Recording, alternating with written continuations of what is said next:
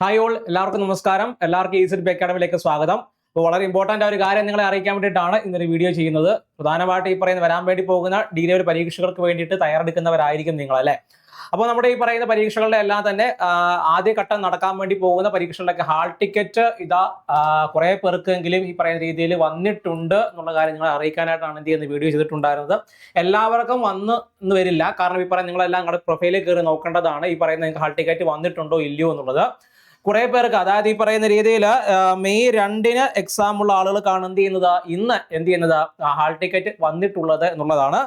ഈ പറയുന്ന മെയ് 16-നും അതേപോലെ തന്നെ ഈ പറയുന്ന ജൂൺ 6-നും എക്സാമിനേഷൻ ഉള്ളവരുടെ ഹാൾ ടിക്കറ്റ് അല്ല എന്ത് ചെയ്യുന്നത് ഇപ്പോൾ വന്നിട്ടുള്ളത്. അതായത് മെയ് 2-ന് നടക്കാൻ വേണ്ടി പോകുന്ന ഡിഗ്രി ലെവൽ പരീക്ഷകളുടെ ഹാൾ ടിക്കറ്റ് ആണ് എന്ത് ചെയ്യുന്നത് ഇപ്പോൾ വന്നിട്ടുള്ളത് എന്നുള്ളതാണ്. അപ്പൊ മെയ് 16 നടക്കാൻ വേണ്ടി പോകുന്ന പരീക്ഷകളുടെ എല്ലാം തന്നെ ഹാൾ ടിക്കറ്റ് ഇനി ഏകദേശം ഒരു മെയ് 2-ഓടുകൂടി തന്നെ വരത്തുള്ളൂ. അതേപോലെ തന്നെ ജൂൺ 6-ന് നടക്കാൻ വേണ്ടി പോകുന്ന പരീക്ഷകളുടെ എല്ലാം തന്നെ ഹാൾ ടിക്കറ്റ് ഏകദേശം ഒരു മെയ് 23-ഓടുകൂടി തന്നെയൊക്കെയായിരിക്കും എന്ത് ചെയ്യുന്നത് പൊതുവെ വരുന്നത് എന്നുള്ളതാണ്.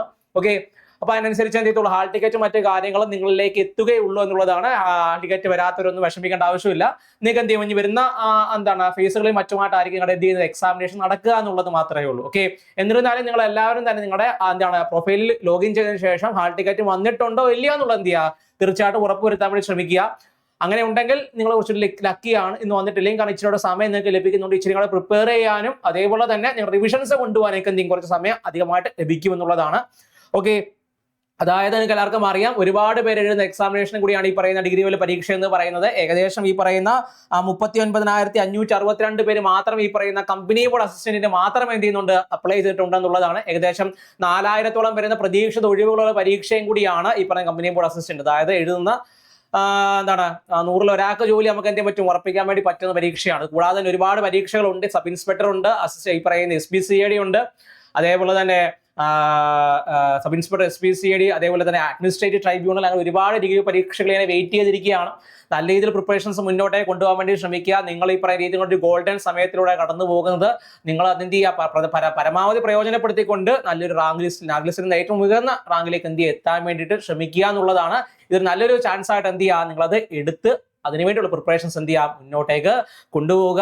ഈ സിലബസിനെ പറ്റി പറയുകയാണെങ്കിൽ നിങ്ങൾക്ക് എല്ലാവർക്കും അറിയാം, ഏകദേശം ഒരു കട്ട് ഓഫ് എന്ന് പറയുന്നത് ഏകദേശം ഒരു 50-55-നുള്ളിൽ തന്നെ ആയിരിക്കും പൊതുവെ എന്ത് ചെയ്യുന്നത് വരാൻ വേണ്ടിയുള്ള സാധ്യത. ഏറെക്കുറെ അല്ല, 2021 മുതലുള്ള കട്ട് ഓഫ് ഒക്കെ എടുത്ത് നോക്കിയാൽ തന്നെ ഏകദേശം ആ ഒരു ലെവലിൽ തന്നെയാണ് എന്ത് നമുക്ക് കാണാൻ വേണ്ടി പറ്റുന്നത്.